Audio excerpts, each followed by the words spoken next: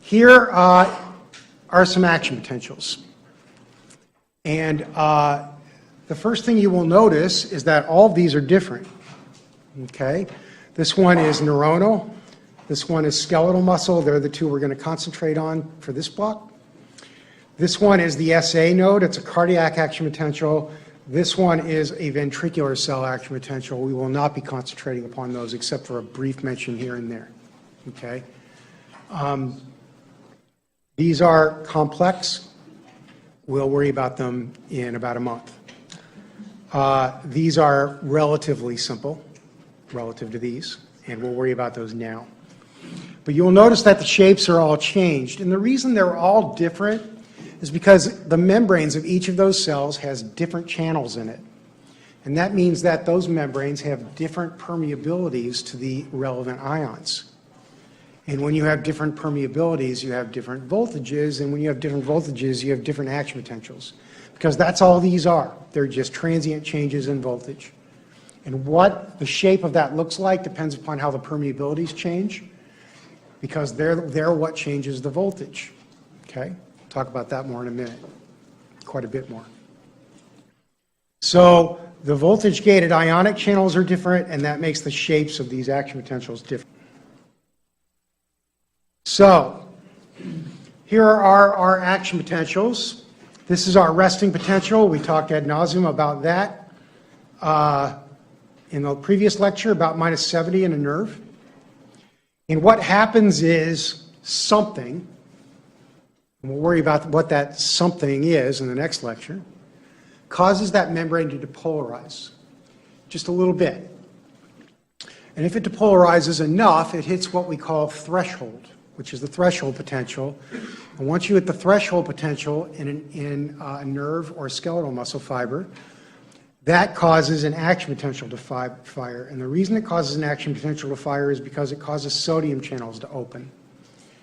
Another way to say that is we're increasing the permeability of the membrane to sodium. That means more sodium flows across the membrane. Sodium high on the outside, low on the inside of the cell.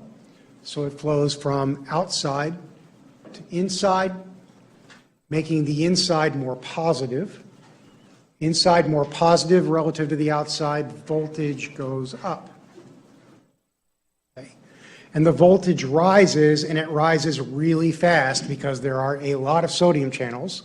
And when they open, they cause a lot of positive charge to come in, and they cause that voltage to become less negative and then more positive very rapidly. Okay. Now, if all I did was open sodium channels, and that was the predominant current in that membrane with all the channels open, which it would be, meaning for all practical purposes, all you had was sodium flowing across that membrane, where would the voltage eventually stop rising? Anybody? Which is about +60. Great. So left alone with a bunch of open sodium channels, where for all practical purposes that was the only current flowing, this voltage would rise till you hit +60 and then it would stop because sodium would stop flowing. For that reason, we say sodium pulls you. It pulls the membrane voltage towards its equilibrium potential of +60. Okay?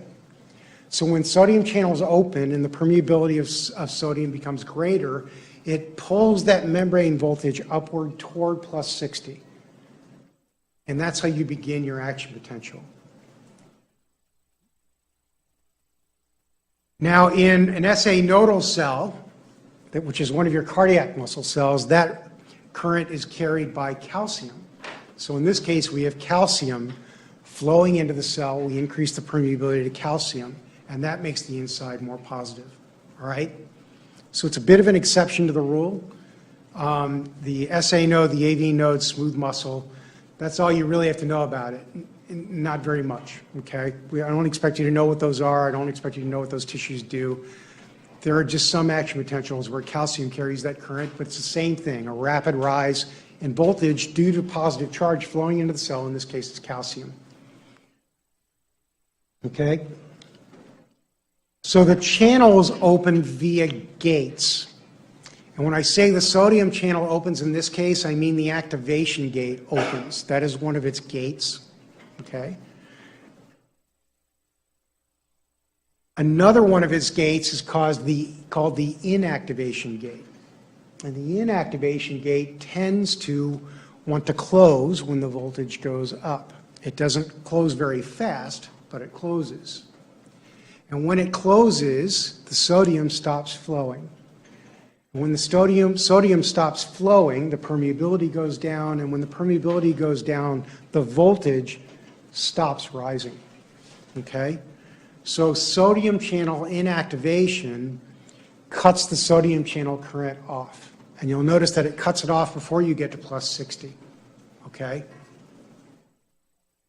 So that rise stops in part because sodium channels inactivate. That means the inactivation gate closes. That happens when the voltage goes up. All right? So in some ways, sodium channels close themselves by inactivating. They close that inactivation gate. So that's via another gate. It's a little bit slower. That'll become relevant in a minute. The other reason that action potential stops rising, and in fact why it starts to decline, is because potassium channels begin to open. They don't open as quickly as sodium channels do, but they open when the voltage goes up. And so they're opening right as the sodium channel is inactivating, and the voltage begins to come down. Now let's say all my sodium channels are inactivated, and all I have are open potassium channels, which right around here, where that arrow is about where that's the case. So for all practical purposes, let's say, all you have are open potassium channels and no open sodium channels. Where will the voltage eventually stop dropping if that is maintained all the way to the point, to the ultimate point? If all I have flowing and the only permeant ion is potassium, where will the voltage stop dropping? Negative 85, negative 90. About negative 90, 95, whatever you think the equilibrium potassium for chloride is. For potassium is, I believe it's minus 95 in the table I gave you. But it'll depend on the potassium concentrations, okay? And the reason it'll stop there is because you'll hit the equilibrium potential and potassium will stop flowing. You'll have a bunch of open potassium channels, but at the equilibrium potential, no potassium will flow, okay?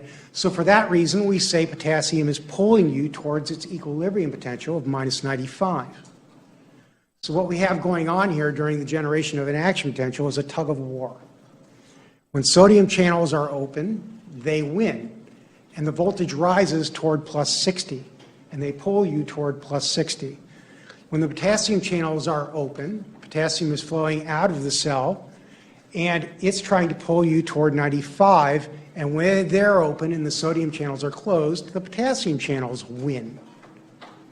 Okay? And the voltage drops as they pull you toward minus 95. Okay? All right.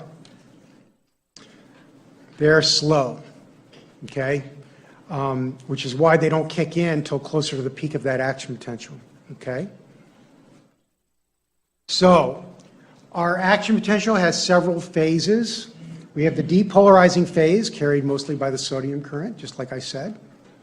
We have the repolarizing phase carried mostly by potassium current, potassium going out of the cell, making the inside more negative, bringing the voltage down. And we have the overshoot, which is just a term for the part of this action potential that actually goes past 0 millivolts. Okay? That might be the last time you'll hear that term in this class, because I don't use it very often. And we have an after potential, which is what happens pretty much after the action potential is over.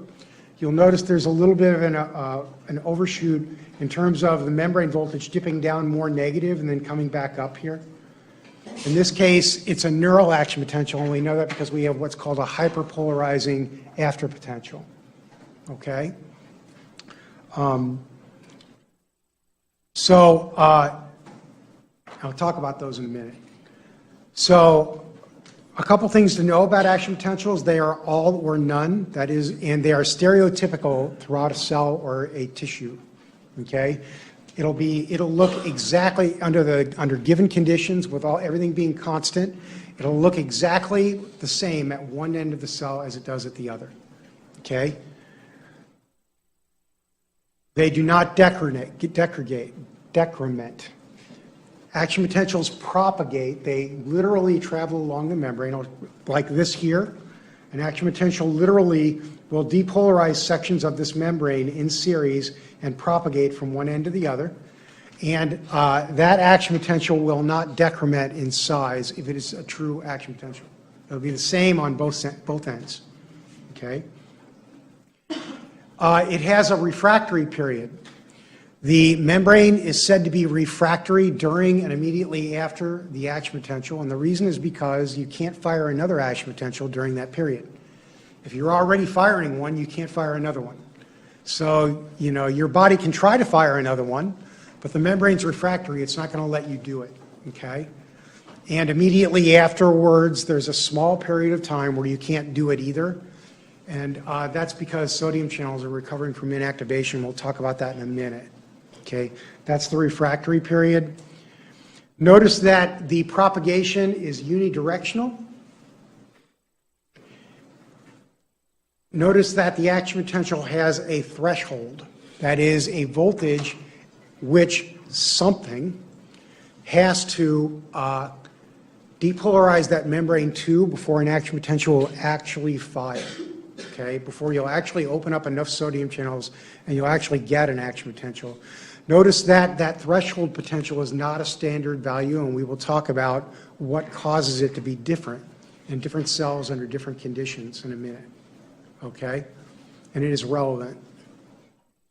And action potentials propagate. So this is how the process of propagation works. This is a cardiac cell. It's the best diagram I had, but, you know, could be a nerve. And there's a reason I picked a cardiac cell. It'll become obvious later in the lecture. Something depolarizes the membrane on this side of the cell. Again, could be a nerve. And when you hit threshold and you fire an action potential, the inside of this cell becomes positive, and relative to that, the outside becomes negative. At rest, the inside is negative and the outside is positive. So over here, this section of the cell is at rest. We have a negative voltage inside. Okay, so this is like minus 90, and this will be depolarized. It'll be in the process of firing an action potential, and it'll be positive on the inside. Now, right at the junction where these signs change, that's where your action potential is. And I'm firing an action potential right here at this negative and positive. And when I fire that action potential, sodium comes in and makes the inside of this little section of the membrane positive. And what happens with sodium is that it, for all practical purposes, it diffuses. It's not quite diffusion, but charge travels along this membrane a little bit. When it comes in, it wants to spread out. Okay? And it spreads out a little bit under this section of membrane right here. And it makes that minus a little bit positive, and then it hits threshold, and I fire an action potential here, and now this positive will become negative, and this negative will become positive, and that section of the membrane will be in the process of throwing an action potential. And the charge that comes in here in the form of sodium will make this section of the membrane positive. That'll spread out a little bit under this section of the membrane, and this section will become depolarized, and I'll fire another action potential, so on and so forth, and we'll travel down that membrane. That's how propagation works. Now, I said that the propagation is unidirectional, and there's a reason for that. This positive charge will want to spread out in this direction as well, back this way. But notice that we're still in the midst of firing an action potential, and in some part of this membrane we will have just fired it, but the membrane will still be refractory, which means I can't fire an action potential there. So what that means is that this section of membrane is refractory. You might try to get an action potential to fire in that direction, but you can't do it as long as that membrane is refractory. And it's always going to be refractory during the action potential and for a little bit afterwards. Okay? So the only way that this action potential can spread is this way, into the resting membrane, where the membrane is ready to be depolarized and fire an action potential. It's not refractory. That's why we say that the propagation is unidirectional. It's in one direction.